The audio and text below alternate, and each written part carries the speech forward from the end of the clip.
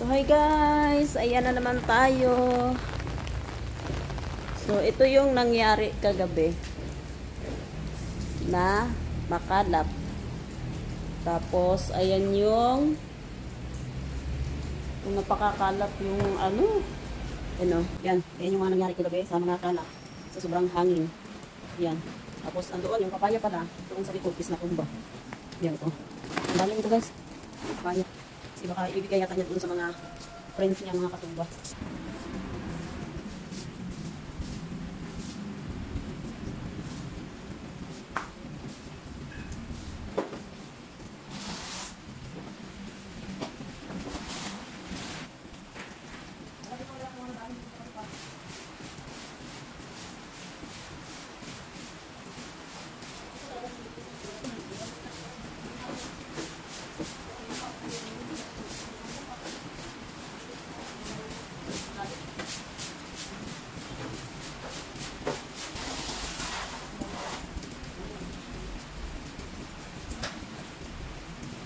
Yan, tignan niyo man kung gaano siya kadumi po. Oh, ayan, babrasan ko pa yan, labahan ko yan. Ayan yung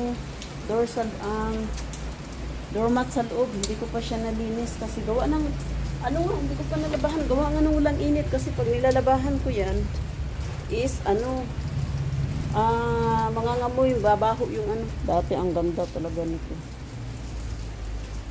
Wala nang kakwenta-kwenta ang pangit.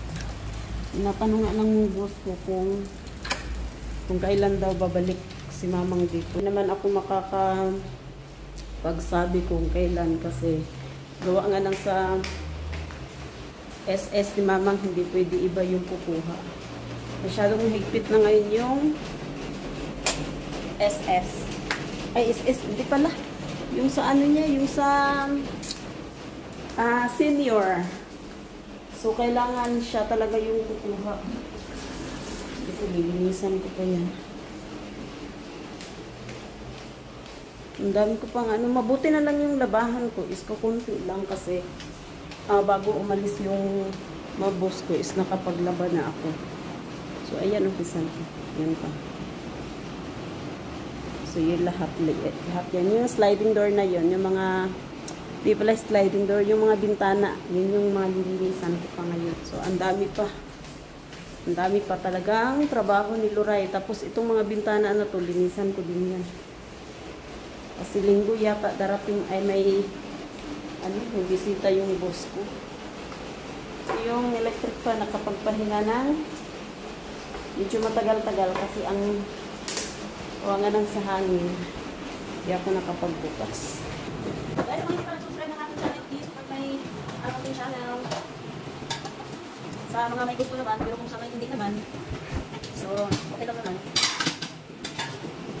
So guys, so wala akong pintan sa gusto mag-subscribe, ako lang sa aking channel. Okay na guys, pero sana, magkatulong nyo na lang sa aking channel.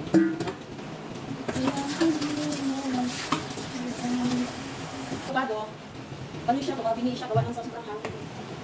Ay, parang nagkawag ka na naman kayo, please, knock-knock. Knock-knock isin. Kasi na-brown ka ng nasirang baka na yung hangin, please. Dahil ako yung wifi ngayon, iwan ng baksak daw sa video. Eh, imbis yung gusto hindi papasok sa opisina. Nakita siya pumasok, gawa ng walang wifi. Basic na lang po.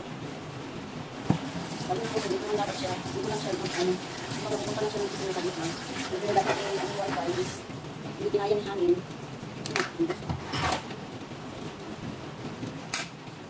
Yung ba yung mabili ko sa tingin na matagal na. Ang ganda ko yung gawin yun. Pero din, ang dami yung sinira dito. Ang dami yung mga nadang-nadang ng sakang sa akin. Tapos, mas malala na yun guys kasi hangin ulang yun eh. Tapos yung tubig, magsipasukan dito sa hindi naman doon lang sa kung pangkiyas lang ba. So, pumasok dito sa bahay kasi parang dito sa sa kwarto dapat yung talaga ang lalaki pumasok yung tubig. Tapos yun, magsak dito sa may So, basta hindi naman siya ganun pero yun yung matinding naranasan dito na yung bagyo na yun na pinasok kami ng tubig. Buti na lang is, ang ibang pero bakit mo, buti na lang kayo yun. Yung mama ko dito, kasi yung dalawang kapit na nandito, parang hindi ako pag-ibig ako yung kasama ko dito. Hindi na kayo yun. Ngayon, hindi kayo dito kayo. Kasi yung dalawang kapit na kasama dito. Kapag-kapit, kasi na yung mga kapit yung mga baka. Tapos yung kabalik. Saka ganun din sa amin, mabuti na lang sa amin is, wala na, yung mga nakaraang araw, sabi ng mga is, ulan. Parang hapon na tang ulan. So, salamat lang sa kanina, is, walang kami na. Tapos sumamot kanina yung boss ko, hindi ko nawawala yung ano, yung signal ata, signal ko ba, o signal niya ata. Kasi minsan hindi ko kasi yung signal sa signal. Hindi ka naman bagay, minsan naman. Kasi binigyan niya, laki ko lang yung signal ko bagay niya. So, kasi hindi ako makapagin sa labas, hindi ba na, sana guys, kasi naman. So, ako lang yung signal talaga. Tapos ano yata ngayon natin, di ba? Parang sa katanggas niya, malakas yung hangin talaga yung ano, barangada talaga. Nakatakot na malakas yung hangin kasi baka pag-ubos na yung hindi ba lang umatras. Yun yung ano, hindi lang nalagaan sa kapunod na nakakatakot. Hi hello guys, magandang gabi po sa inyong lahat. So guys, sobrang lakas talaga ng hangin. So, dahil sa bagyong Christine ito. Grabe nakakatakot yung ano. Grabe lakas ng hangin. Grabe yung hangin. So ngayon hindi na siya masyado, pero kanina sobrang lakas talaga. Ayan oh. Para yan siyang matumba oh. Tapos yung papaya naman dito sa likod, parang ano na siya, parang matutumba na. Tsaka yung avocado, oh ayan yung avocado, ano na siya oh. Gaano na siya. Okay.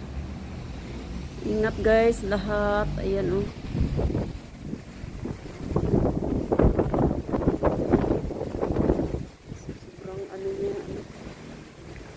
Ng hangin. Ayan. So, ang dami ng mana sa lanta sa parting Bicol pala guys is ano na siya, napaka kawawa yung ano, yung ibang residente na ano na, lubog na sila sa baha.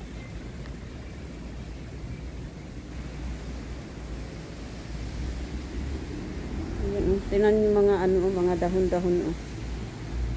Ayan na. Pumapo sa loob. Ayan. Ayan ang lakas. Oh my God. Grabe to si Christine. Galit na galit eh.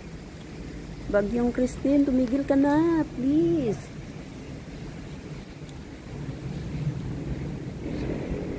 Ayan, dito ako pala sa ano, sa labas.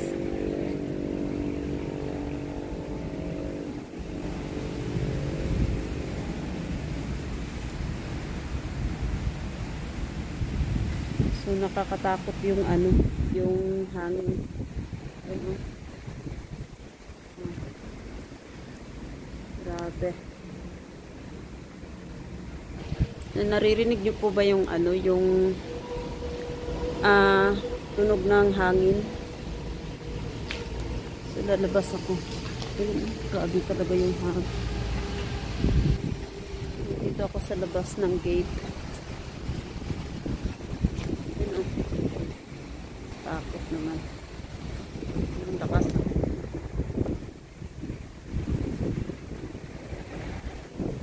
Dito ako sa labas. Dito ako. Halos maano na yung ano, yung mga halaman natumba. So mabuti na lang hindi siya ano, hindi siya nagba-brown out ba.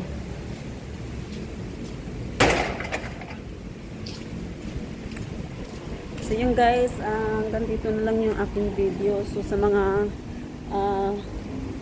pagdasal natin na maging ano na, okay yung mawala na tong bagyo kasi nakakatakot. Sa parting Bicol pala is ang daming lugar talaga na lubog na sa ano, sa baha. So sana matapos na tong bagyong Christine na to. So bye guys, God bless. Ingat po ang lahat. Bye.